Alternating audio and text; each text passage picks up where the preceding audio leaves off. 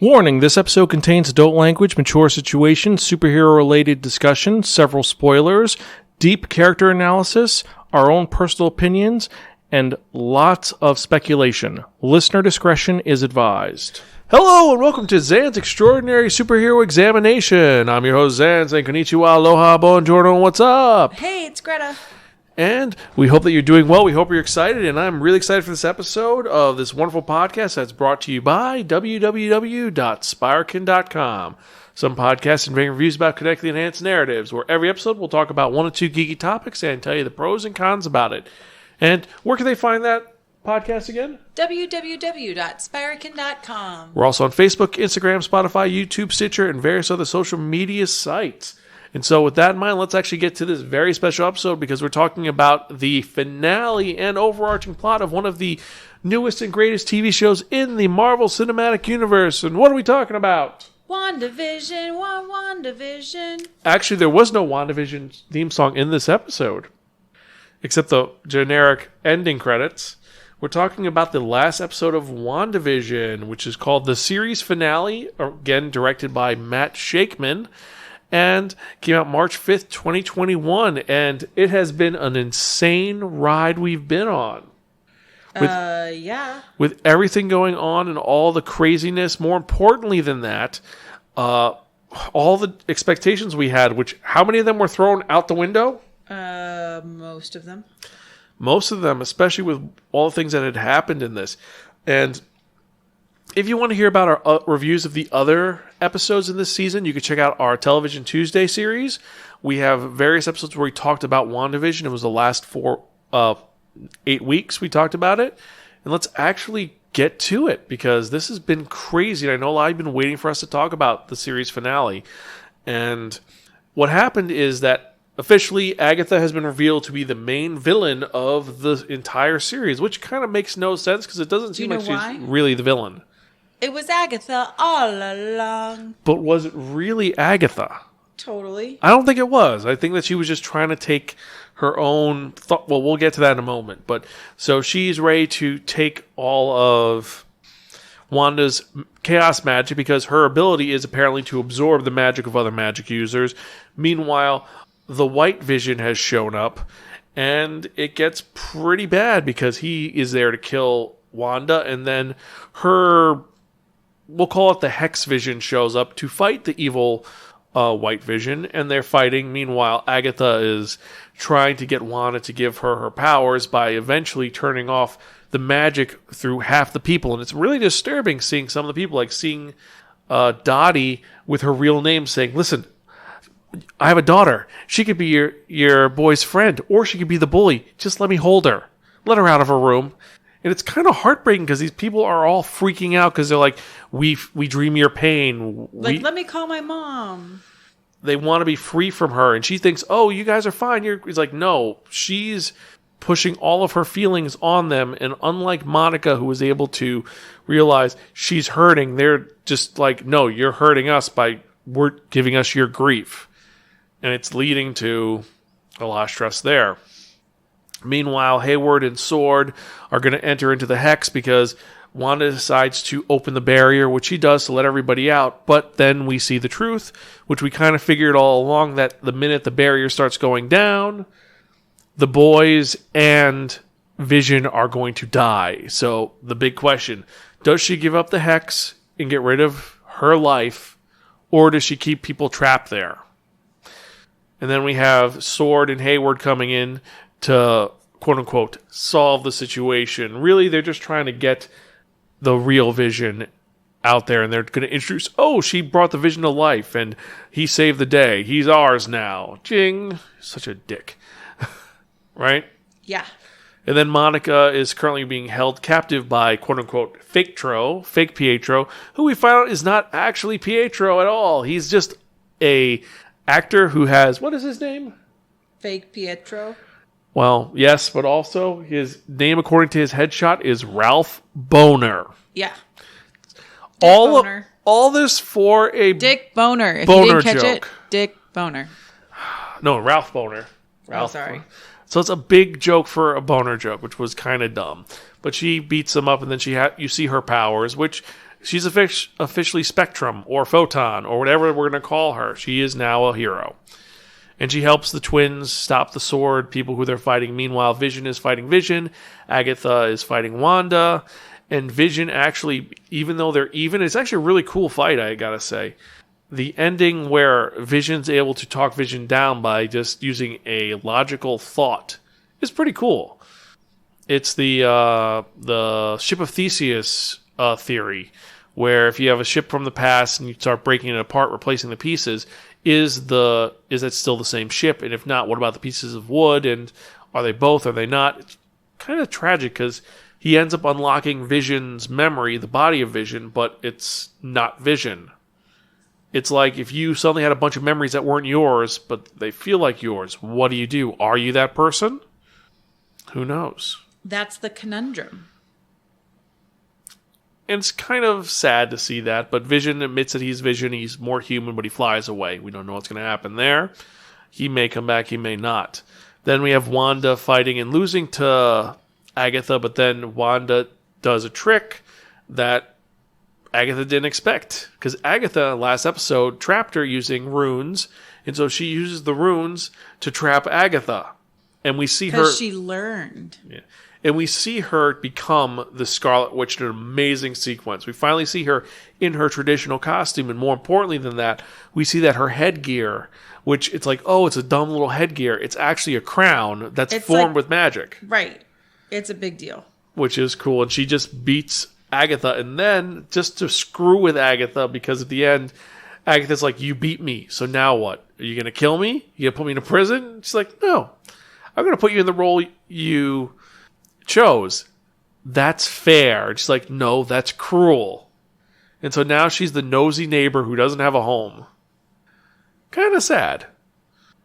And then the ending is we have Wanda realizing she has to end the spell. And she ends up shrinking the hex, so it gets smaller and smaller, takes the boys and Vision home, and then they tuck the kids into bed. And the thing which kind of upset me is she doesn't say, I love you to them. She just says, I'm proud of you and thank you for choosing me to be your mom. It's just a heartbreaking sequence. It really is, just seeing her just so sad and just... And then the ending is she goes downstairs and she starts turning off all the lights as the hex gets closer and closer and closer because the kids are in bed and you see Vision turn on the light she turned off and say, I heard it was bad luck to say goodbye. In the dark. In the dark. She's like, no, you didn't. I was like, you're right. And he asks her, like, it's a very touching moment, and he asks her, what am I? And she says, you're the part of the Mind Stone that was part of me. You are the part of me. You're my hopes. You're my dreams. Most importantly, you're my love. And it's so sad because as the hex is closing, he admits, and it's a really cool line. They tuck the boys in. You see it closing in. You can see the hex coming closer to them. And the boys don't saying notice. Goodbye to the house. Yeah. He knows he's leaving. Well, he knows the truth. He knows 100% the truth. He knows he's leaving. And the house goes back in time to just that shell when she first arrived. And she's all alone. I like that when he's going, he says, first I was just a voice without a body. Then I was a body without a soul. And now I'm a memory. What'll I be next? And then he says to her before he goes, he says, like, we said goodbye once before, but it seems to reason that we'll say hello again. It means that hopefully we see him again. It's sad. Like, you see that it's now the day. She's wearing the same costume she was wearing. Her car is parked in front of her house, which she doesn't even take because she just walks away. She leaves her car there and walks into town, and everybody is giving her the stink eye because they're like, she's a monster. And Monica straight up says, they don't know what you gave up for them. And it's like, doesn't matter. It's kind of cruel what she did. It's not an excuse. It's not an excuse at all. It's not. It's kind of bad. And she flies off. And then the ending sequence is Hayward. Oh, and Hayward was stopped by the best character ever, Darcy, who drives a truck into him and says, have fun in prison. Just very Kat Dennings, just kind of off the cuff. And then she runs off to do her own thing, which we don't know. And then turns out that Monica, one of the people that she knows, is actually a Skrull, so she's going into space. So Sword's going back into space, setting up for a secret invasion. And then the ending of the episode, in the actual post-credit sequence at the end of the credits, we see Wanda in a cabin in the middle of nowhere, drinking tea, going inside. In the back, she has her astral form reading the Darkhold that she stole from, or acquired from Agnes. And now she's learning magic, but then she hears her boys screaming for help. And then it goes to black. So this has been a kind of insane ride we've been on. Very insane ride.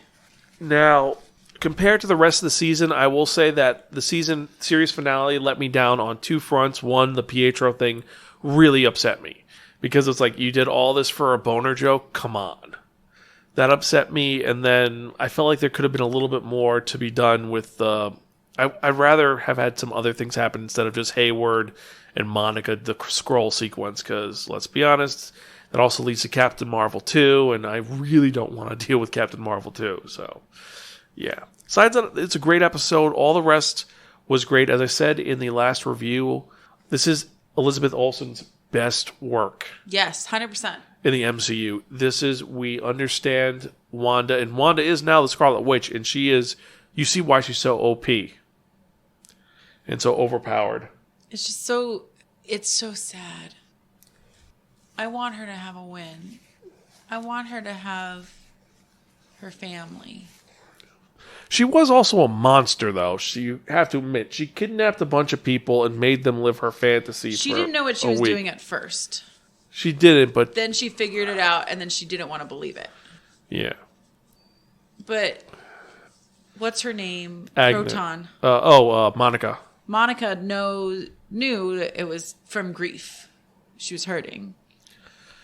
Yeah, I agree, but it's going to lead to more issues later on. I still just feel bad for her. No, I do. I feel really bad for her. I'm thinking from all ends, though, but Wanda's one of my favorite characters, and she gets the shit end of the stick so much. This is based partially on the Vision miniseries, the Vision and Scarlet Witch miniseries, and a little bit of House of M. And in House of M, her brother convinces her to change the whole world so they're happy. And just shows how fragmented she is and how messed up she is. This leads to the Avengers disassembled because she's lost so much. And so much of her life is fake. And we want her to be good. Now, they said that there was supposed to be a cameo in the finale episode. There was no cameo. The cameo was the White Vision. I would have expected something a little better. I was expecting Doctor Strange or something else. We didn't get that. But overall, what did you think about WandaVision from start to finish? What would you say about it? Start to finish, it's a must watch. Stop what you're doing now. Watch this. I mean, not rating-wise. Like, the show itself. What would you say about it? I loved it. I thought it was sweet and endearing. I really liked that you don't have to know the entire universe to appreciate it. Yeah, you're a little bit locked in the dark, but there's something for everyone. So it's a good entry-level gateway show, I would say. Because now you have other characters. Now you need to know the backstory and watch more stuff. That is true. And then I think there's enough Easter eggs for people who love it. So this is one which is great for people who are fans of period pieces because it takes every single genre from the 50s to the present, and it shows different versions of the TV shows done faithfully and uniquely. Like each set, each design, all the costumes were all very different. Yes. I mean, how many fashion trends did she go through? She went through every decade. And were they all represented well, you think? Yeah, she looked great. Really? She looked great. The 80s one was kind of bad. Yeah, but that's what moms looked like in the 80s. Oops. And then we're going to wrap this up quick, but... It's okay. We can keep going. In the... but I don't know. She looked different in the 90s. She looked terrible. But... Well, no. 90s was costume. That was Halloween episode. To 2000, she was just, I'm sleeping at home. I'm wearing pajamas. But that's what everybody looked like in the 2000s. No, that was during the COVID era. Everyone looked like that. That wasn't just COVID, my friend. Yeah. It's a very well done. That's why I like older television shows when people would get dressed up for things, because everyone in the 90s just wore stuff. Yeah, and you see like in the 70s. Getting off of topic, but that's like the breakout of what not to wear. That is true. Because in the 50s, like, you went to work, you're wearing a suit and tie. Even if you're like a trash guy, you're wearing that. And then you come home and I'm wearing 60s a little bit more... A little more progressive. But still, it's kind of still... Polished. 70s. 70s was a complete train wreck. I'm wearing overalls and afros. 70s was it? Well, anyway. So you had that going on. Also, Paul Bettany. He did such a great job because usually he's very serious. And you see his comedic timing and how funny he is. Especially like him playing Vision drunk in the second episode was excellent. I want to say adorable, but that doesn't seem like the right word for it. It was hilarious. And then as he starts opening up, I love that he starts off as I love you, my darling, to slowly getting paranoid, and then he comes back and he still loves her. And it does a great twist with it. Even him playing the Vision or Cataracts, however you want to say it, the actual body, the white Vision, that was unique because they added an echo to his voice, and he acted very mechanical.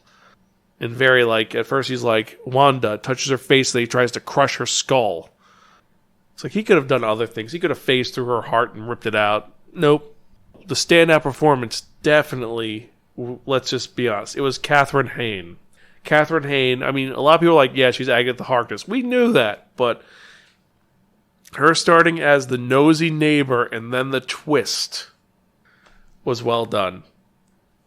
I just can't stop with it was Agatha all along. And if you go back and rewatch some of the earlier episodes, there's little tiny hints of purple around some of the intros once we get into color. Oh yeah, no, her color scheme was purple throughout the entire series. Her wearing the naughty, the necklace that she had, which is the one she stole from her mother. There's all these little things here and there. Which you don't really pick up on, and then once you know, you know. And you get it, and it makes more sense. And the fact that she killed Sparky. Agatha, great character, well done. I will say you had, of course, Teyonah Parris playing Monica. Surprisingly, even though she didn't look anything like the little girl, because the little girl was darker skinned, I like her. I like her in this. I like how she played it. You can lighten up. No, but like not that dramatically. That's a very different, like they kind of, like they could have picked a better. But anyway, I like how she played Geraldine. I liked her as Monica Rambeau. I am curious as to why she's so angry at Captain Marvel. Because when they brought her up, she's like, I don't want to talk about that. So either Captain Marvel's why her mom had cancer or it's something else. I have feelings. What feelings? I feel like there's got to be some like little girl reason. Like, oh, she promised we'd go back out, or she did this and I was waiting for her. I feel like there's some like sad sob story that's waiting. Well, we're hopefully we'll find out before we get to Captain Marvel 2. I don't know. Randall Park knocked it out of the park as Jimmy Woo because he is no longer the comic relief. Oh, he's the best. He's still comic relief, but he's better comic relief. He like honed his craft. I do like that he's like which one? So which one is the sassy friend? He's like, no need to talk about that right now. You're like, it's like, oh, we know who the sassy friend is, and he was comical. He was an action hero. And I would love to see them do Jimmy Woo's actual character arc in the comics in the MCU. Have him running the Agents of Atlas, who is like a super secret agency, similar to like a subversive version of S.H.I.E.L.D. That would be kind of cool. But he did a really great job. We had Kat Dennings as Darcy, as we said. And she's grown up. She's not as annoying as she was in Thor: The Dark World with Mew Mew. Mew Mew! Well, I think that shtick just wasn't working in that particular movie. No, but in general, she was kind of like she shouldn't have been in the second movie. And she grew up, the fact she has a doctorate now, she's the intelligent, she's a scientist. She seems to be more wiser and more confident. More wiser. She's more wiser. She is more wise. Is that better? Yeah.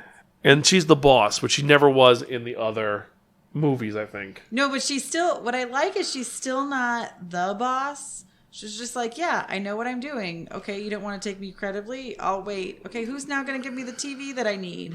I like that she keeps asking, can I get a coffee? No. No coffee. Yeah.